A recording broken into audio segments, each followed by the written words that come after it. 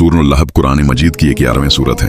ये मक्की सूरत है और इसमें अबू लहब और उसकी बीवी का अंजाम बयान किया गया है। इस सूरत के नज़ूल का पस मंजर नहायत अबरतनाक और तारीखी अहमियत रखता है। अबू लहब कौन था? अबू लहब का असल नाम अब्दुल उज़्ज़ी बिन अब्दुल मुत्तलिब था। वो रसूलुल्लाह का चचा था, लेकिन रिश्तेदारी के बावजूद वो आपका बदतरीन दुश्मन बन गया।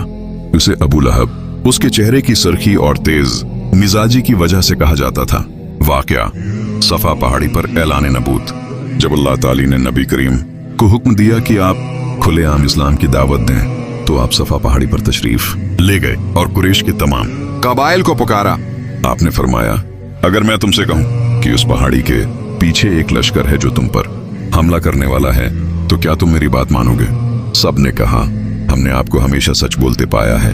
तब आपने फरमाया, तो फिर सुन लो, मैं तुम्हें अल्लाह के अजाब से डराने वाला हूँ। अल्लाह एक है, इसी की इबादत करो।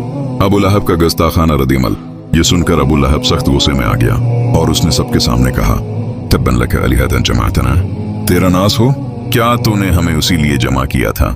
यह इंतहाई गुस्ताखाना और तकलीफ दह जुमला था। सूरह लहब का नुज़ूल। अबू लहब के उस रवैये पर अल्लाह ताली ने फौरन सूरह लहब नाजिल फरमाई, तब्बत यदा अबी लहब व तब, अबू लहब के दोनों हाथ टूट जाएं और वो खुद हलाक हो जाए। इस सूरत में साफ ऐलान कर दिया गया कि अबू लहब का माल उसे कोई फायदा नहीं देगा, वो जहन्नम की आग में जाएगा। उसकी बीवी जो नबी के रास्ते में कांटे बिछाती थी भी सजा पाएगी।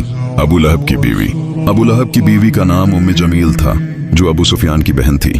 वो नबी के रास्ते में कांटे बिछाती, आपकी तौहीन करती और इस्लाम के खिलाफ साजिशें करती थी। इसीलिए कुरान ने उसे हम्मालतल हतब, ईंधन उठाने वाली, कहा। अंजाम। अबू लहब को बद्र की शिकस्त की खबर सुनकर शदीद सदमा पहुंचा। कुछ ही दिनों बाद वो नेक मुताद्दी बीमारी में मुब्तला होकर जिल्लत के साथ मरा। लोगों ने बीमारी के खौफ से उसके करीब जाना भी गवारा न किया और उसे गड्ढे में फेंक कर दफन किया गया। सबका रिश्तेदारी अल्लाह के अजाब से नहीं बचा सकती। तकबर, जिद और हक की दुश्मनी इंसान को तबाह कर देती है। कुरान की पेश गोई हर्फ बेहर्फ पूरी हुई।